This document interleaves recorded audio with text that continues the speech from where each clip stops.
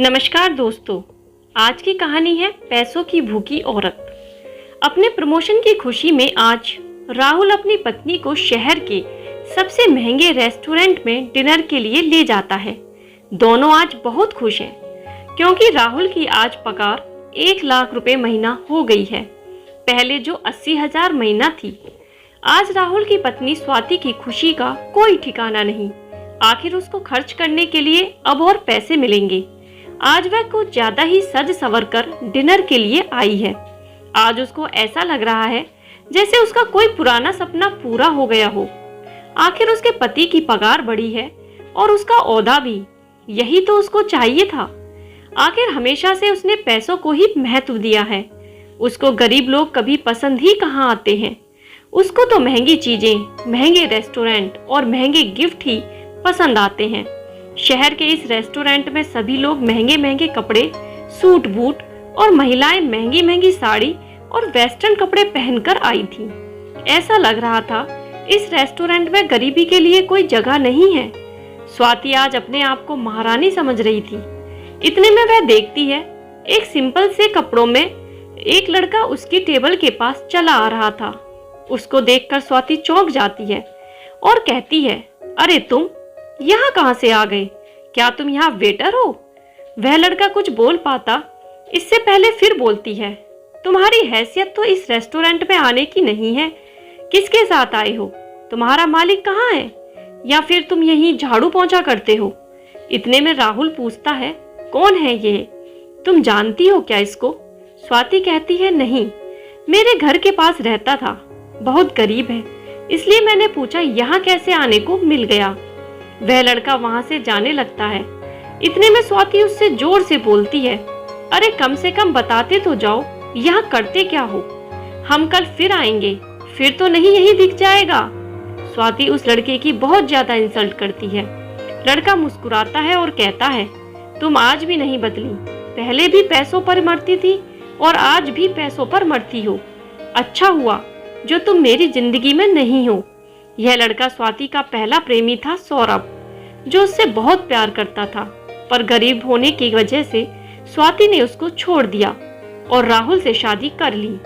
स्वाति को यह बात चुभ जाती है और वह चिल्लाकर सौरभ से कहती है, तुम क्या जानो पैसों की कीमत? तुमने तो कभी देखे ही नहीं। तुम तो हमेशा गरीबी में रहे हो और हमेशा गरीबी में ही रहोगे। जिसके पास पैसा नहीं होता उसके पास कुछ नहीं रहता। खैर छोड़ो, मैं तुम जैसे भिखारी से पैसों की बात क्यों करूं? इस रेस्टोरेंट से तुम जल्दी जाओ, मेरा वक्त बर्बाद मत करो। यह बात सुनकर सौरभ बाहर जाने लगता है। इतने में उस रेस्टोरेंट का मैनेजर आकर स्वाति से कहता है, आप प्लीज इस रेस्टोरेंट से बाहर निकल जाएं। आप यहाँ पर खाना नहीं खा सकती। क्यों नहीं खा सकते खाना? हमारे पास पैसे हैं, फ्री में खाने थोड़ी आए हैं। तुम्हारी हिम्मत कैसे हुई यह कहने की? हो कौन तुम? स्वाति चिल्लाकर मैनेजर से बोलती है। होटल मैनेजर स्वाति से बोलता है, प्लीज हम आपसे रिक्वेस्ट कर रहे हैं, आप यहाँ से चले जाइए। अब आप यहाँ खाना नहीं खा सकते।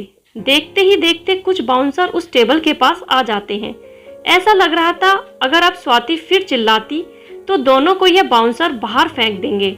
इतने में सौरभ मैनेजर से कहता है, अरे इस सब की कोई जरूरत नहीं है, इनको शांति से खाना खाने दो और उसके बाद इन दोनों से बिल मत लेना। और हाँ, यह ध्यान रहे अगली बार यहाँ यह दोनों आ ना जाएं। स्वाति यह देखकर चौंक जाती है।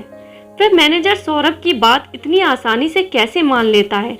वह आश्चर्यचकित होकर मैनेजर से कहती है, कौन है ये आदमी जिसकी बात तुमने इतनी आसानी से मान ली? मैम, आपको नहीं पता ये कौन है? आप जहाँ खाना खा रही हैं उस होटल के मालिक को नहीं जानती हैं? वह तो शुक्र है कि सर बहुत कम गुस्से वाले हैं, नहीं तो आज आप दोनों को बाहर करवा दिया होता। क्या सौरभ होटल का मालिक है? हाँ, इस होटल का मालिक। पर कैसे? यह तो बहुत गरीब था।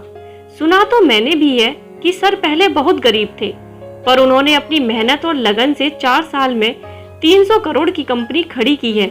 उनका यह अकेला होटल नहीं है, उनके 10 होटल और इस शहर में है। पर सर है बहुत ही सिंपल, ना किसी बात की अकड़ है और ना किसी बात का घमंड। सुना है सर को किसी लड़की से बेइंतहा प्यार हुआ था और वह लड़की सर को सिर्फ इसलिए छोड़कर चली गई कि उनके पास पैसे नहीं थे। इसी वजह से दिन रात मेहनत करके सर ने यह कंपनी खड़ी की है। आज सर के पास सब कुछ है। यह बात सुनकर स्वाति मन ही मन सोचने लगी, जिस आदमी को मैंने पैसे के लिए छोड़ा, आज वह आदमी किसी राजा से कम नहीं है। आज उसके पास सब कुछ है और मैं 1 लाख की पगार में खुशी मना रही हूँ। सौरभ आज करोड़ों कमा रहा है। अगर मैं सौरभ के पास वापस चली जाऊं तो क्या गलत है? वह मुझसे प्यार तो करता ही है। मेरा तो हर सपना पूरा हो जाएगा। हीरे के गहने पहनूंगी और बड़ी बड़ी कारों में घूमूंगी। एक दिन स्वाति अपने पति को बिन बताए शाम के समय बिना कुछ सोचे समझे सौरभ के पास जाती है और अपनी गलती की माफी मांगते हुए कहती है, मुझसे बहुत बड़ी गलती हो गई। मैंने तुम्हारे प्यार को नहीं समझा। आज मुझे एहसास हुआ है कि मैं तुमसे कितना प्यार करती हूँ और तुम्हारा प्यार कितना सच्चा है। सौरभ, मैं अपने पति के साथ बिल्कुल खुश नहीं हूँ। अगर तुम मुझे अपना लोगे तो मैं अपने पति को तलाक दे दूंगी और तुम्हारी हो जाऊंगी हमेशा हमेशा के लिए। सौरभ यह बात सुनकर स्वाति को जोर से खींचकर एक थप्पड़ मारता है और कहता है, अरे बेवफा, पैसे की भूखी औरत, कम से कम जिंदगी में किसी एक के साथ तो वफा कर। कल तूने मुझे पैसों के लिए छोड़ा था और सिर्फ आज पैसों के लिए तुझे मुझ में प्यार दिख रहा है। जब मैं सिंपल कपड़े पहने तेरे सामने आया तो तूने फिर मेरा मजाक उड़ाया। अगर तुझे मुझसे प्यार था तो पहले ही अच्छे से बात करती ना। मुझे तो वेटर समझकर गाली दी तूने।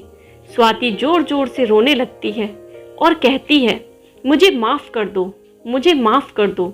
मैं तुम्हारे बिना जी नहीं सकती। प्लीज अपना लो मुझे, प्लीज अपना लो मुझे। सौरभ स्वाति से कहता है, याद है तुमको? मैं भी उस दिन तुम्हारे सामने ऐसे ही रो रहा था, अपने प्यार की दलीलें दे रहा था। मुझे इस बात का दुख कम है कि तुम मेरी नहीं हो पाई और इस बात का दुख ज्यादा है कि तुम सिर्फ आज भी पैसों की भूखी हो। मैंने ऐसी बेवफा लड़की से प्यार किया जिसकी सोच इतनी गंदी है। भगवान का शुक्र है उस वक्त मेरे पास पैसे नहीं थे, नहीं तो तुम्हारा यह घिनौना रूप मैं कभी नहीं देख पाता। अब मेरे घर से निकल जाओ, नहीं तो मैं धक्के मारकर बाहर फिकवा दूंगा और तुम्हारे पति को तुम्हारी सारी सच्चाई बता दूंगा। यह सुनकर स्वाति रो रो कर वहां से चली जाती है और दोबारा कभी मुड़कर नहीं देखती है। दोस्तों, आपको यह लव स्टोरी कैसी लगी? यह कहानी उस लड़की की है जो हमेशा अपनी जिंदगी में सिर्फ पैसों को ही महत्व देती है। आज के समय में ऐसे कई उदाहरण देखने को मिलते हैं। हम यह भूल जाते हैं कि वक्त सबका बदलता है और हमको पैसे के लिए अपने रिश्ते कभी नहीं बदलना चाहिए। प्यार हमेशा सच्चा और दिल से करना चाहिए, तभी हम अपने जीवन को सफल बना सकते हैं।